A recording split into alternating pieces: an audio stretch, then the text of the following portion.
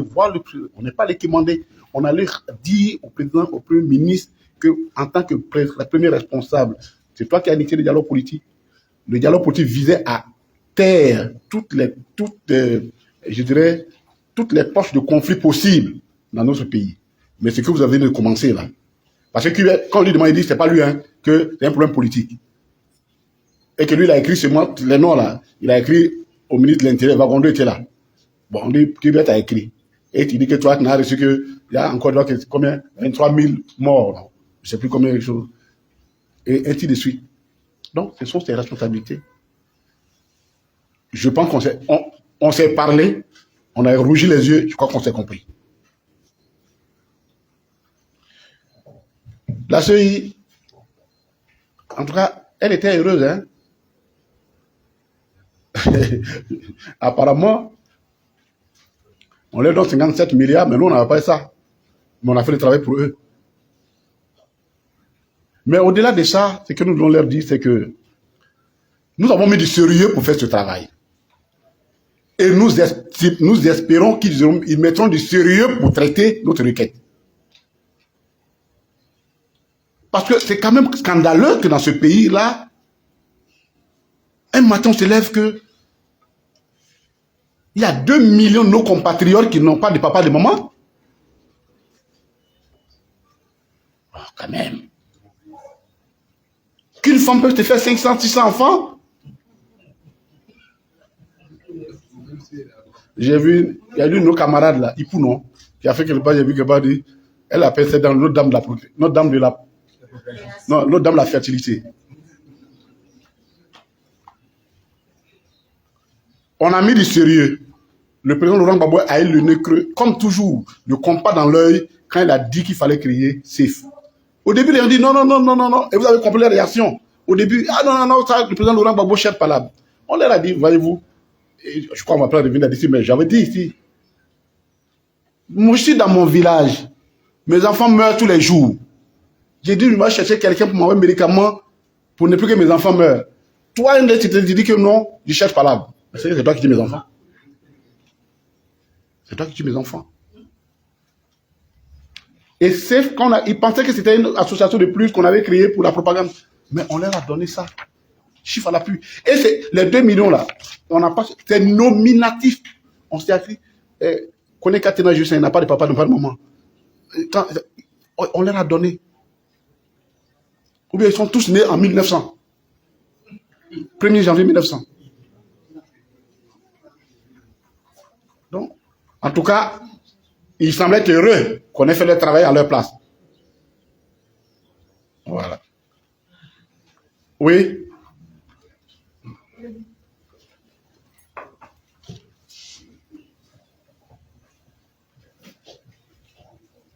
Bonjour, monsieur le ministre. Bonjour. Francis Kwame, le journal L'Héritage. J'ai 2 questions. Il vous est souvent proposé de recourir à vos députés à l'Assemblée nationale, histoire d'introduire une proposition de loi d'amnistie. Est-ce que vous y pensez? Deuxième question. Récemment, le président de la République a reçu son homologue Sassou Nguesso. Il a dit qu'il y avait une réconciliation entre Bédié et Ouattara, entre Bédié et Gbagbo et lui-même. Un commentaire là-dessus. Merci. Écoutez, sur ce premier point, notre position est claire. Hein.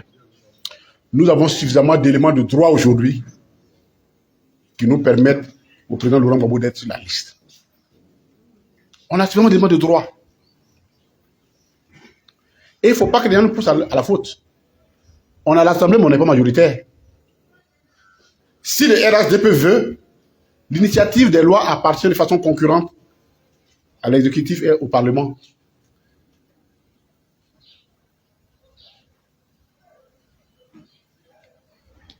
S'ils sont sérieux, alors que le président de la République, comme il a pris une ordonnance en 2016, puisse prendre l'initiative de la loi, du projet de loi. Ce petit jeu-là, on n'est pas dedans.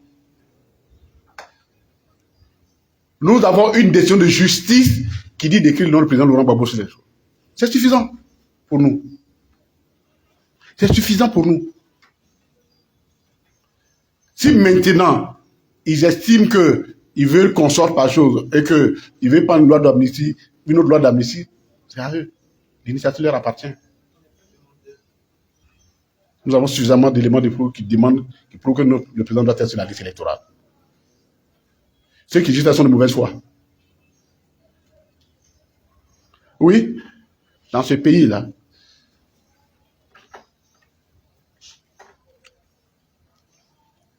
oui, il peut dire qu'on est réconcilié, puisque pendant 20 ans, il a combattu pour arriver à là où il est arrivé. Donc, c'est sa finalité. Et il peut être réconcilié. Tu vois, les gens jouent avec l'expression, quoi, les mots. Comme il est maintenant président de la République, après tout ce qu'on a fait dans ce pays-là, oui, il peut être président, il peut penser qu'on est réconcilié. Mais non, au Premier ministre, on leur a dit qu'on n'est pas réconcilié. On n'est pas réconcilié. Ce n'est pas parce que tu m'as reçu, on s'est reçu, et puis ce qu'on a dit là, tu n'as pas appliqué, et tu dis on s'est réconcilié en quoi? On veut bien se réconcilier. On se réconciliera quand nous aussi, on sera sûr qu'on est réconcilié à notre façon aussi. Et ça commence pour nous, le président Laurent Gbagbo sur la liste électorale. Pour nous, ça a été pris comme là-bas, la situation du président Laurent Gbagbo au dialogue politique a été débattue comme faisant partie des mesures d'apaisement social. C'est-à-dire, avant qu'on n'ait pas de réconciliation, là, les mesures d'apaisement, avant qu'on aille pour la réconciliation, ça doit commencer par là. Non. Il ne faut pas jouer avec les mots. Si on est réconcilié, nous attendons. Le président a fait une requête. S'il veut qu'on se réconcilie, vraiment, on a fait notre requête, on attend la suite. C'est à partir du moment où on pourra se dire, est-ce qu'il veut vraiment qu'on se réconcilie? Sinon, le reste là, c'est pas pour aller prendre des corps des gens que vous avez tués, puis réfléchir à leurs parents, vous dites que vous êtes en train de faire réconciliation. Les gens là, il faut que nous comprenions qu'on est dans ce pays-là et personne ne peut effrayer son camarade. Et personne ne va inventer un lexique particulier pour gérer ces contradictions. Le lexique sera le même pour chacun de nous. Réconciliation, c'est réconciliation pour tout le monde. Selon les modèles standards. Mais ce n'est pas la réconciliation selon qu'on veut compris comme soumission à une personne ou à un camp. Le PPACI n'est pas dans ça.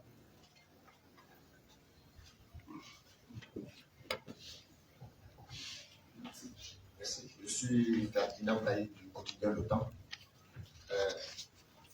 Il est clair que cette liste est écrite par tous. Malgré tout ce que vous avez fait, toute la dénonciation que vous avez fait autour de cette liste, malgré tout le combat que vous menez, si vous n'êtes pas pour, quelle sera l'attitude vis-à-vis de cette élection? Ok.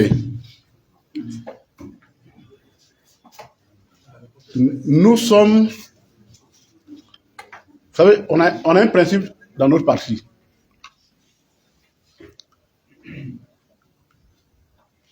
Je n'aime pas beaucoup les signes négatifs. Je n'aime pas les signes négatifs. Un parti politique se détermine, c'est-à-dire nous avons une logique qui nous a animés depuis le temps. Hein. Quand on nous dit, ah oui, est-ce que le président Laurent Gbagbo, est-ce qu'il va venir? Je dis, nous, on ne se pose pas la question, est-ce qu'il va venir dans ces pays? Le président Laurent Gbagbo doit venir de la CPI. Et c'est ça qui nous a animés pendant 10 ans de combat.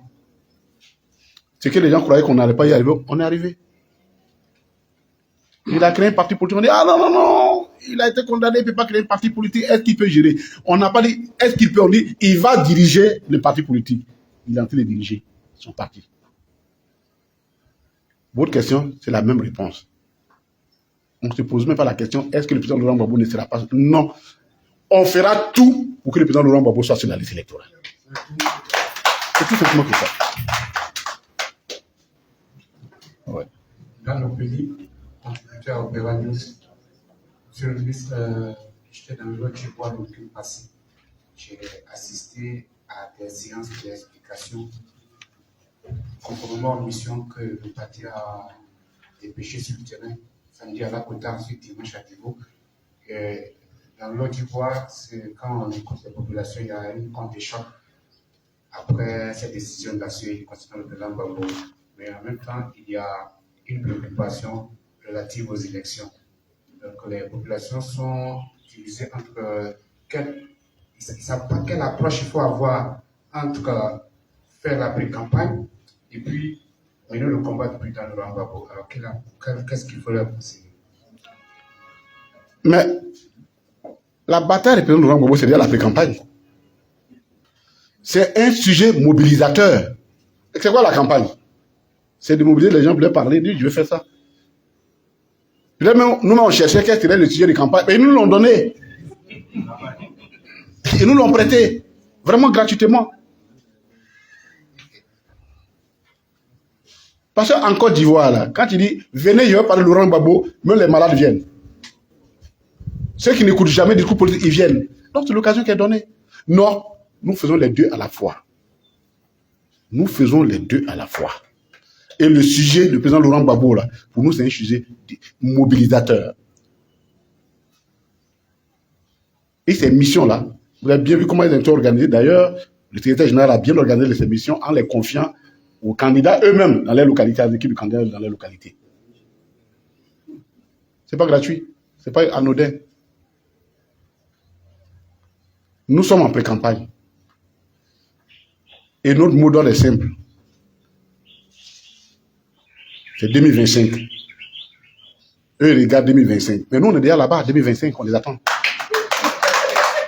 Parce que tout ça là, dans la réalité, tout ce qu'ils font là, c'est rien, hein? C'est 2025 qui les inquiète. Mais nous, on est déjà là-bas, on vous attend. Et on attend là-bas le président Laurent Gbagbo. Non, parce que sérieusement, ce pays-là, il faut qu'une fois pour toutes, on finisse avec ça. On finisse avec ça. Autre chose? Bon. Merci beaucoup. Je suis fondé de croire que c'est bon, il n'y a plus de questions. Monsieur le ministre, oui, merci. Vous avez suffisamment présenté le dossier, vous avez insisté, la pédagogie est passée. Oui. Vous l'avez dit, pour que dans ce pays, nul n'en ignore. Tout à fait. Quel est votre mot de fin? Merci. Il y a une chemise chaude dans la voiture. J'ai oublié de vous présenter cette chemise-là. Je vais terminer par là. La chemise là, présentée. Parce que l'histoire de la BCAO, là, on ne peut pas s'amuser avec ça. Parce qu'elle doit être jointe au document qu'on va vous tourner. La chemise, il y a dedans la convention que l'État de Côte d'Ivoire a signée avec la BCAO. Convention signée d'un côté par Charles Dibi, représentant l'État de Côte d'Ivoire, de l'autre côté, Dakouri Henri Tablé, gouverneur de la BCAO.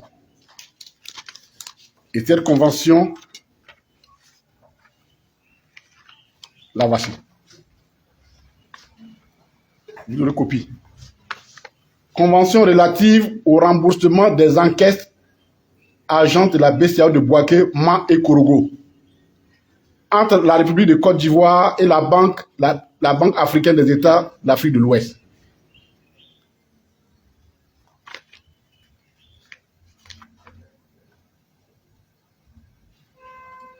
C'est la convention, l'État de Côte d'Ivoire, le seul cas de vol, la BCAO, connu par la BCAO, a été fait à Man, à Korogo, à Bouaké, et a apporté 59 milliards de francs CFA. Le chiffre est là. La convention qui est là.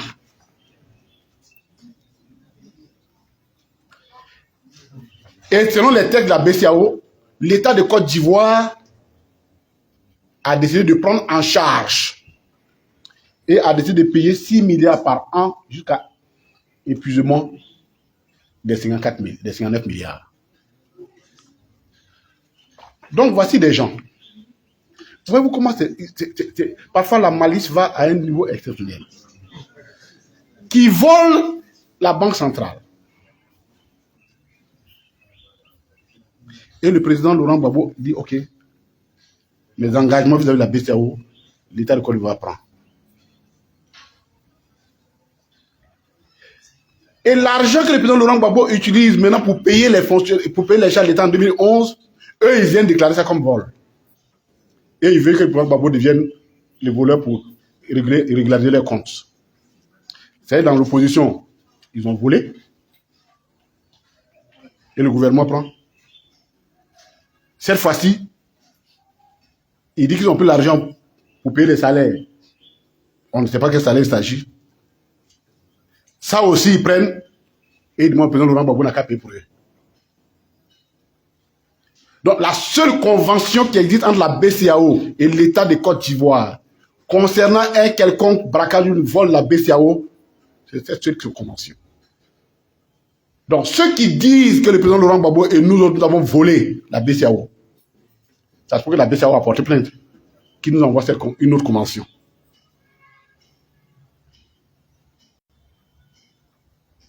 Ça a été signé le gouverneur Philippe Henri Dakouri Tablé. Voilà. Ça a été fait le 4/12 2008. Pour l'État de Côte d'Ivoire, le ministre de l'économie et des finances, Charles Léby.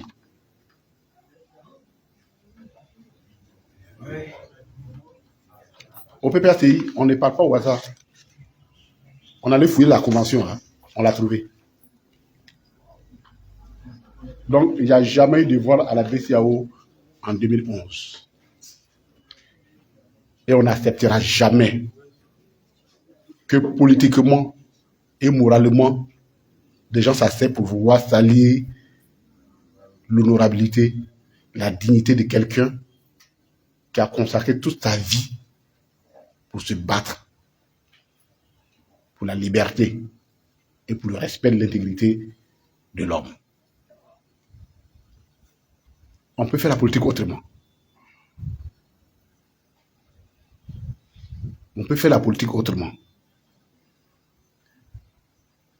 Et à force de concentrer sur le président Laurent Gbagbo, le pays brûle, ils ne s'en rendent même pas compte, par leur gestion économique chaotique. On les a fait sortir des PPTE, ils nous ont reconduits au PPTE. C'est le nom seulement qui a changé. Sinon, c'est même PPTE là. Donc, chers amis, notre parti est déterminé et ne reculera sur aucun prétexte jusqu'à ce que la question du président Laurent Gbagbo soit établie. C'est vraiment ce dernier message que je voudrais que vous transmettez, notre détermination sans limite. Parce que nous avons le droit pour nous. Et parce que cet homme ne mérite pas qu'il soit traité de la façon qu'on le traite. Il leur a donné du miel.